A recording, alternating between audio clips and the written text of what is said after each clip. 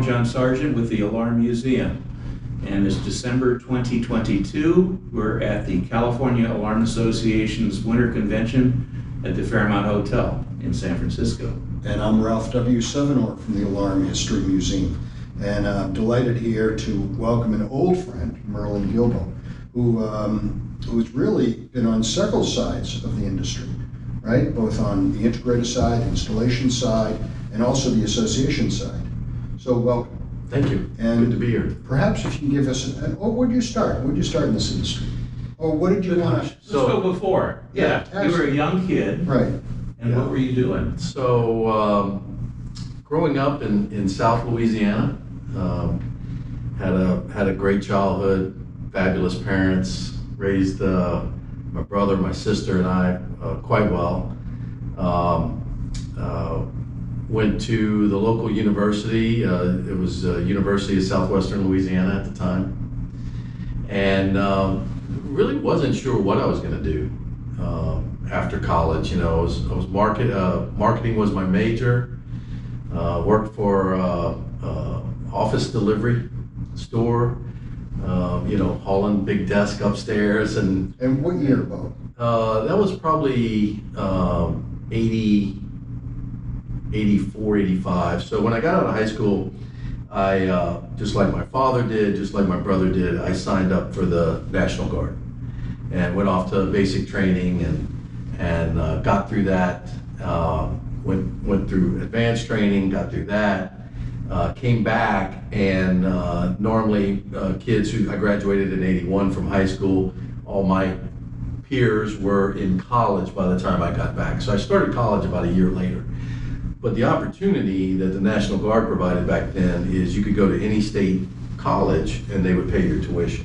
And all I had to pay for was books, and that was fabulous. I mean, where else could you get your college paid for, right, in that manner? So I did that, served in the military in National Guard for about 13 years, got activated for Desert Storm, and eventually it just got to be too much with trying to run a business and then having a whole really another part-time job in the National Guard was just a little too much, so gave that piece up. But you know, get to college, not sure what I'm going to do. Had lots of odd jobs. My uncle owned a convenience store, worked for him while I was in college, and did various odd jobs. And then it was really, if you remember in the 80s, that mid 80s, especially living in South Louisiana, the oil industry had tanked. I mean, the jobs were few and far between. So a fraternity friend of mine had moved to New Orleans, and I said, you know, I think that's what I'm going to do. I'm going to move to New Orleans and see if there's any opportunity. So I went there, started looking for a job. Was really tough finding it. Went to work for a cell phone company, and This is early on. This is early on. This is like 1986. Right. Yeah. And the unfortunate thing is I was too early to the dance for the cell phone company. They were still installing full mounted phones in vehicles at the time. That's what I was selling, right? Mm-hmm. I did that literally for 30 days. And then my buddy who had moved there as well called me and said, hey, I'm selling alarm systems for a company on the West Bank in New Orleans, and we could sure use some help. Do you want to give it a shot? And I said, well, I have nothing to lose because I'm sure not making a living selling cell phones at the time. So I took on the opportunity, and that was my entry into the industry. So, you know, I'm sure you've heard this from other people in the industry. You didn't grow up thinking, I'm going to be in the security industry. Mm-hmm. I didn't grow up thinking I'm going to be an association executive. It just, over time, things happened. That was the roadmap. Yeah. So you got into the alarm industry selling. I did. Big company, small company, residential, commercial? Residential, commercial, but not a big player. He had about 1,500, 2,000 accounts. It was a good sized company. But I worked for him for probably 8, 9 years. Learned a lot and worked in various aspects of the business, not just sales, did some operations as well, and just, you know, he fortunately invested in me and allowed me to participate in the local association. Oh, excellent. And that's where I began to get, Saw the importance of it. yeah, and eventually served the local association in various capacities as a volunteer. And at the time, I think it was the Greater New Orleans Alarm Association. So eventually became a chapter of the National Burglar and Fire Alarm Association. But so he invested in me and allowed me to participate, and saw the benefit of it, and continued to do that. And then ultimately decided to move back to Lafayette, where I grew up, and make a go of it on my own. So you decided to break out and have your own company. Yeah. So left New Orleans, moved to Louisiana, and worked. Had a couple of partners. We worked to build a business in Louisiana, and the industry was going through a lot of changes at the time. Scot-free was evolving, Oh, yeah. right, Scott. and moving across the United States, Right. and so a lot of changes were happening within the industry, and how the industry went to market, and how it packaged the products it was selling. And it's pretty hard to compete against zero. It was, especially as a startup, and capital wasn't as available as it is today. Right. Banks were still learning about the value and the asset of a monitoring agreement. Right. And so local banks certainly, weren't interested in that kind of No paper. clue. No. And so it was a struggle, but we did fairly well. We kept pushing and working and pushing. Eventually, I bought out my partners and continued to grow the business, and then one day just got a knock on the door from a local businessman who decided he wanted to get in the industry. It was he owned the Budweiser distributorship, and he wanted to diversify his portfolio, and so he thought the security industry was a good place to be. How did he know about you? He knew my dad, and my dad ran a millwork company where they sold custom millwork doors, windows, molding, things of that nature, and my dad had done that for a long time, and was well known in the community, and so he knew my dad, knew of the business, and he really approached it out of a need that he felt like he wasn't receiving from his own alarm provider at the time, not only for his business but for his residents, and that was really custom service, right? And I think that's where Scot-free kind of the separation began to happen, and the traditional alarm companies were few and far between, and that's what he wanted to focus on. So you had a difference in competition, that we didn't, I think, see out our way yet. But so you had some risks with the competition. Yeah, I mean, yeah, it was a challenge to grow a business when your competition was giving the product away, and of course that's almost the norm today, right? There's a package that almost everybody leads with, but there wasn't we weren't even talking about creation costs back then, and the idea of being able to sell that monitoring agreement as an asset certainly was part of the equation, but yeah, it was just a little bit different time. So he knocked on the door at the right time. I was experiencing growing pains as an integrator, and just not sure how I was going to capitalize the business to grow to the next level. Knew I needed to grow to the next level just out of quality of life for myself and my wife, Robbie. Answering service calls in the middle of the night on weekends gets old. And so he came calling, sold to him, stayed on with him for a number of years, helped him grow the business, and eventually opportunities became available at ESA, and I decided to take a little bit of a turn and go in a different direction, but stay in the industry. as you guys know, once you're in this industry, it's hard to get out. Yeah. What do they say? It's like the mob. Yeah. Once you're in, you never get out. Keeps pulling you back in. Exactly. Might be in a So different way. this was actually National Burglar and Fire Alarm Association at the time. It was. And And it was a difficult time then, too, for the association. Yes, when, let's see, it was 2002 when I took the job as interim executive director of NBFA at the time, National Burglar and Fire Alarm Association. So you went from no bosses to about 60 bosses. 60, yeah, 50 plus bosses on a board of directors. Right. Yeah, it was, and NBFA had its own challenges.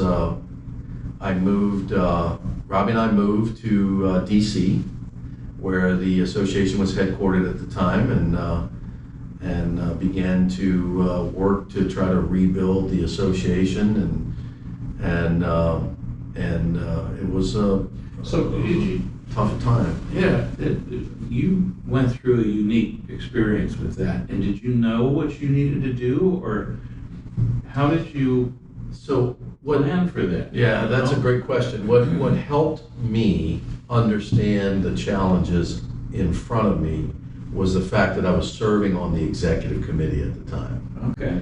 So I was a vice president at the time. We had 4 vice presidents back then, a treasurer, secretary, past president. Who was the president at the time? So Bart Ditton was president. He was on, I took over in April as executive director. His term was coming to an end. His term was going to end in June, and Cecil Hogan was the next president.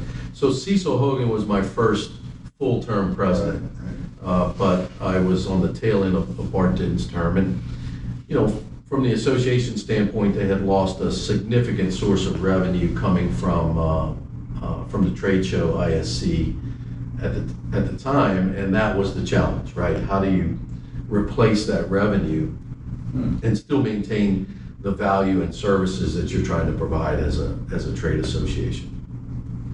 But having that experience as a volunteer leader within NBFA in advance of taking on the role served me quite well, because I didn't know all the challenges, didn't know the intimate details, but certainly had a broad perspective of what needed to. Right. You knew the skeletons. Yeah. Mm-hmm. Made some, I look back at all of the volunteer time that I served and think of the incredible relationships that I've been able to have over the years. People like yourself and Ralph, I would have never met you guys had I not gotten actively involved in the organization. And it was, in fact, I have to give credit to Dan Jackwish. Mm-hmm. It was Dan that cornered myself and my wife Robbie, and this was before I was serving as a volunteer, but Dan knew that I was very active in the Louisiana chapter and Louisiana itself, and so he said, I want you to come to national and get active on committees and get involved. And I think it was the marketing and communications committee that I served on initially. And it was Dan's prompting of us to get involved at a national level that really allowed me the opportunity to experience the association a whole different way. I didn't connect the dots, but you had a very unique circumstance because you knew it from the outside, being part of a committee. So you got some camaraderie with all the other people. Then coming in, you've had that respect already built up. Yeah, that certainly helped. I mean, I knew a lot of the volunteers that I then began serving for. Right. Very unique. Jamie Orvis out of Connecticut, Lisa Prosser, Chris Cage from Brinks. Remember Chris Cage? Sure. These were all folks I was serving with on the executive committee, who then became, the volunteers that I was reporting to as an executive committee.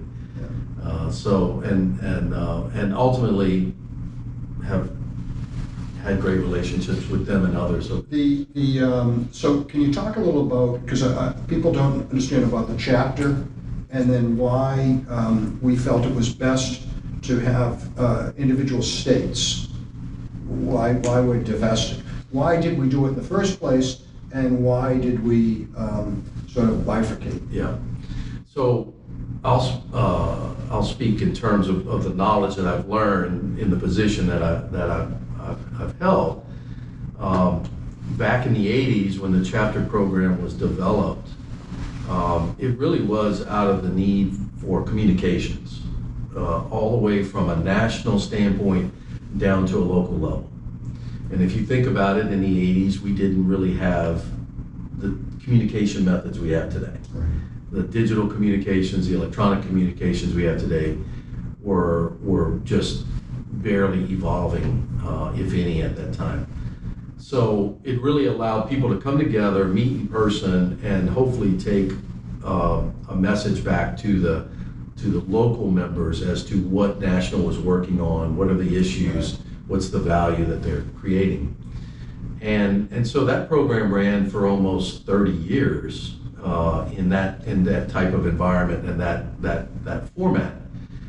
And this is not just an ESA thing. As we began to do research about how trade associations are evolving, we began to see sort of a trend where that type of format, this chapter program, was beginning to give way because the communication methods were direct to the member now.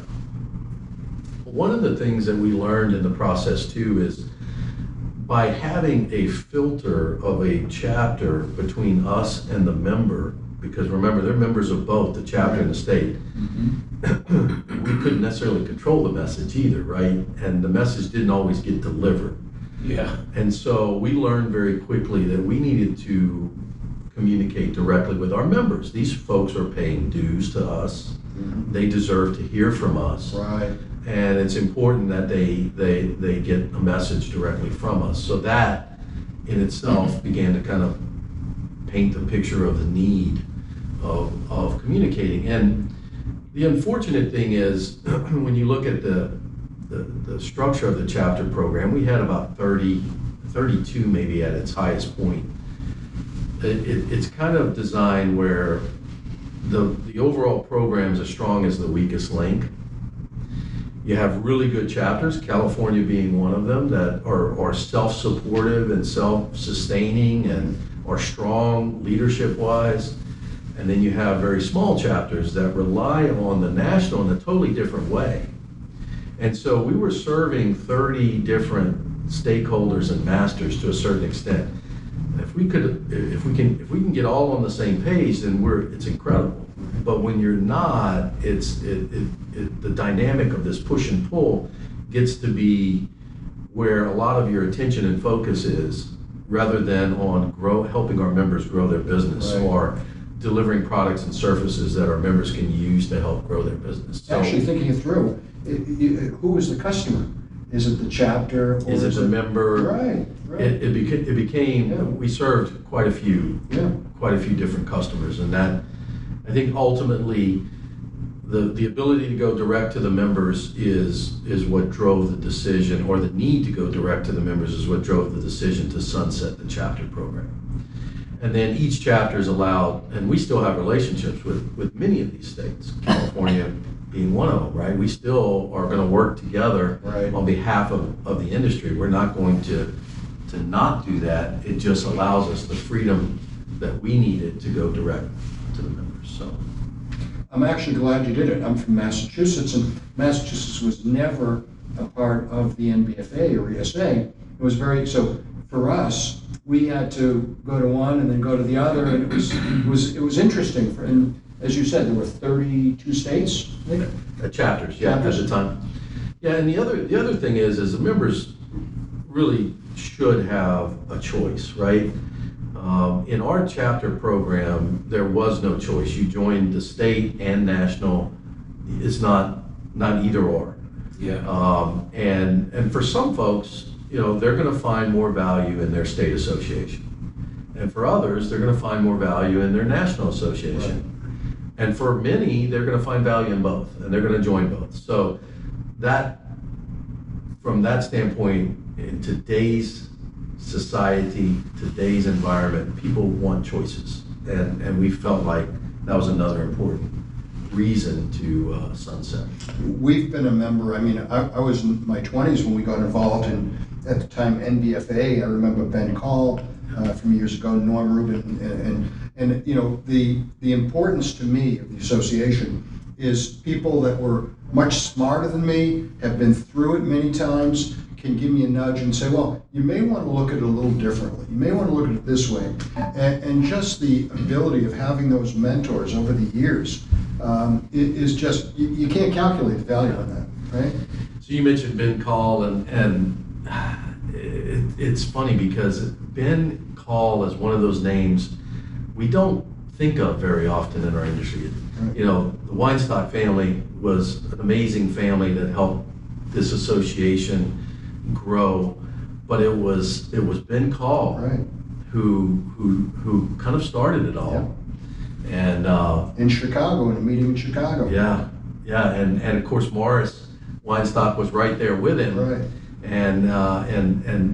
But maybe we should look at that. We probably should. We have a great picture of Ben Call in our office, and of course he's in the alarm history book, and there's certainly a lot of stuff that's been written about him. But he was a strong advocate for the industry. The networking is just incredible. I know when we go to ESX, we bring a contingency, right? We bring a lot of people. Yeah, you do. And everyone walks away and they get so much out of it. And one of the things that again, you can't calculate are those bonds, those connections that you meet. And say, hey, John, have you ever run across this situation? You know, hey, Merlin, I have this issue. And that's amazing, you know? So you think it's just a value of the meeting. It's really the value after. Yeah, it certainly is. We find, from a staff perspective, we get a lot of joy out of making those connections and seeing those connections grow. Right. And when folks like yourself and others who've attended an ESA event, whether it be ESX or some other event, start to talk about, I met this person, or I learned this, or I did that, that brings a lot of joy to us, because we know that's where the real value of trade associations exists. Exactly. Is when like-minded individuals who have similar companies can get together and share the struggles and the successes that each of them have had over the years. It goes a long way in helping you grow your business. So. And I can tell you, it really has helped us grow our business. You know, without those relationships, whether NBFA, ESA, over the years, I can tell you frankly that we wouldn't be the company we are today. It's hard to believe. So NBFA started February 25th, 1948. That's when it was incorporated. And we'll be celebrating 75 years in 2023. Nice. That's a long time. And I know you've seen these pictures. We have some antique pictures of some of the first conventions in 1950. First one was Swampscott, Massachusetts. Swampscott, Massachusetts. And it was a long picture, right? Very long picture. There's one that looks like they're on the beach, and there's another one in a what appears to be just a beautiful ballroom. Everybody's all dressed up. The New Ocean House. Is that what it was? That's what it was, the New Ocean House. And so really cool pictures. I think 1950, 52, we might have 54. But I often look at those pictures and I think of Bob Bitton. Right. Who was a kid? Who at the time, I think he told me he thinks he was about 14 years old. Wow. And he thinks he was at that event. Yeah. At the time with his dad who started the business. Right. Yeah. It went to 3 generations. Yeah. So. That's amazing. Why do you think, one of the frustrations I have is Pareto's Law, 80-20. Why aren't more people participating? You know, there's a lot of, I call them interlopers. Either they're not a member and they sort of get bits and pieces, or they just join and they don't participate. And to me, you know, like I know I get a lot more value than I really give, and I try to give, right? Well, why? Try to give. Listen to him. Is there anybody more giving than Ralph and Stacy? It's a team. It's a team. So why? So you know, it's a question we've often asked ourselves, and I don't think there's just one reason. I think there are probably several. I think the first is the one that for me is probably the most disappointing. I think there's a group of people out there that look at it and say, well, I don't need to participate because I know Ralph will, or I don't need to participate because I know others are going to do it, and in turn I'll still be the beneficiary of it. And to me, that's not a good reason to not get involved with the organization that's there to protect your livelihood. So I think it's important that they do get involved. I think there are other reasons too. They've got their head down. They're trying to grow a business. Ralph, to this day, we still run across people who say, well, I've never heard of ESA. Really? Or the Electronic Security Association. It's hard to believe, right? Under a rock. Yeah, but Crazy. it is. And so I think there are multiple reasons. I think from our perspective, we as an organization in the last probably 2 to 3 years are making a much more focused effort in what I'll call sales, because that's what it is. We have a team dedicated now that is conducting outreach to non-members saying, can I get 30 minutes of your time so that I can explain to you what the real benefits of joining ESA are. And when we can get in front of them, or we can get them to attend an event, even as a non-member, it really changes their perspective, because they meet folks like you and John, who have actively participated for years, and they've realized, okay, I am missing something here and I need to get involved. Amazing. You know, for me, it was, I started to attend NBFAA stuff in the 80s, and I was already working for National Guardian, so I was with a national company, and so our look at what was of value to us was different, I think, than the little independent dealers at the time, and a lot had to do with legislation and things, and while I was always active out here in California, we saw that there was national things that needed to be done and things to protect the industry, which we did. And so it kind of bothered me a little bit. And then when I got on the board, I saw it even more, you know, that you had board members that didn't really know what was going on. And, you know, in some cases they were new to it, but at least they were trying to listen. But there were always a couple that were very negative about it, and they wouldn't take back to the local or state association what was going on there. Yeah.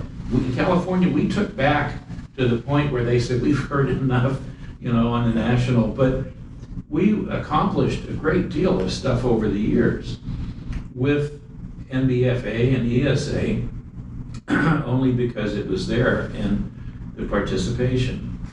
And so I was kind of surprised when it broke up, and it happened, of course, at the time that I'd been the secretary a few years, and I had my sights on being president, you know, and then I did a number on you guys and retired from everything. So, but you know, there's a lot of value when we did it together as a group, and then, I mean, lobbying Congress. Yep. That type of stuff, I never would have had that experience and seen, you know, what was needed and what needed to be done. And I wish we had gotten Congress to be more successful with some of those initiatives, you know, when we would go walk the aisles and go to that. So I got an education. What's it really like in Congress for people trying to do that? I mean, in a whole business industry. But, you know, that's how it affected me, you know, and there always was the value of the national. Yeah. So I think what we're saying here as a takeaway is to get involved with your trade association. Right. Don't leave it to others. You have to, and that's where you learn so much. I mean, Absolutely. I would never have gotten where I did. I think that's a great point. Don't leave it to others to decide the fate of your livelihood. Right. Yes. Because that's ultimately what can happen. So get involved, whether it be at the state level, local level, or national level. You know, we are as good an organization today as our volunteers, and there's been many over the years, many over 75 years. That's a long time. Yeah. And we've had some great leadership over those years. So where we are today, Merlin, what do you see today from your perspective, and also any thoughts on the future? Yeah, I think as an industry, we are going to continue to see lots of consolidation and continued acquisitions and new entrants coming in and disruption happening. I think that's, that's just Boy, we've been through some of that. right. That's just a continuation. I think that is life. That's the reality of the industry now. I think we had a fantastic run for 20 years where hardly anything changed, and then about 5-10 years ago, it seems like change is happening every year. And so there's always, especially with technology advances, there are folks that are eyeing this industry. There's money, whether it be private equity, venture capital, there's money that wants to come in and invest in the industry, which is a good thing. We just made it through a pandemic. We made it through 2008, 2009 with the mortgage crisis. Our industry is resilient, so that's a good thing. It's a great place to have a career. If you're thinking about getting in this industry, it can be a livelihood that can offer you and your family great comfort and security for a livelihood and a career in this industry. So I think the outlook is bright for our industry and our future. In terms of ESA, we've revamped our governance. We have a much smaller board now. We have an incredible board of directors and volunteers that are very, very engaged. And it starts at the top with John Loud as our chairman, who is just a ball of energy, and his desire is really to help ESA to grow the organization and introduce more people to what this industry has to offer and what our association has to offer.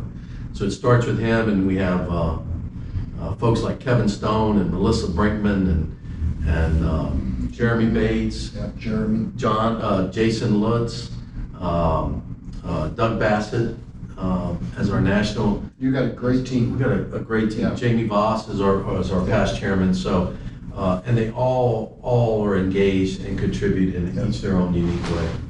And then we got a whole host of committees and volunteer leaders, committee chair leaders that are guiding standards and education and government relations, and our scholarship committee. So lots of good things happening at ESA. We're investing a lot in training so that we can try to bring the best training that's available to our members. We've got a great event in ESX that we're excited about to offer to our members. So there's just a lot of good things. Yeah, a lot of good things. I say this very candidly that the association's fortunate to have you. There are very few people that could really pull all these people from so many areas together and work to a common cause. That's a challenge. It is. It's exciting, but it's a challenge. Yeah. I think my military experience helped a little bit in that, because sometimes you have to bite your tongue and salute and say, yes, sir, I'm heading in the same direction you're going. And sometimes you have to encourage others to do the same. So there's a little bit of that, but it's been a great ride. Hopefully it continues for a little bit longer. And I'm excited about the future. I am too. Yeah. Got a great team too. Definitely want to acknowledge the staff that we have, the professionals you do. that are on our team who, it's funny because even though our mission as the association isn't to save life and property, we still take that to heart, and we take that very seriously, because we know that's our members' mission every day, is to go out and protect people and property. And there's something to be said that we as a staff get to participate in the association that serves members who do that on a daily basis. Well, it's a team, right? It really is. Yeah. Anything else in closing? No, I think just thank you for this opportunity. This is great. This is very informative. Yeah, really learned a lot. Appreciate the opportunity and have enjoyed the relationship, and look forward to continuing. Well, thank you. Thank you, Merlin. Thank you, John. Thank you so much. Ralph, thank you. Thank you so much. All Thank right. you.